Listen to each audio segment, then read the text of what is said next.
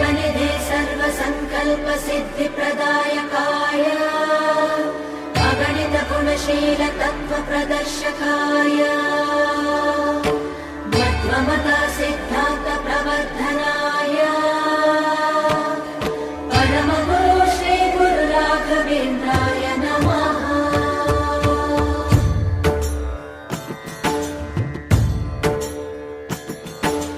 पूज्याय राघवेन्द्राय सत्यधर्मरताय च भजतां कल्पवृक्षाय नमतां कामधेनवे।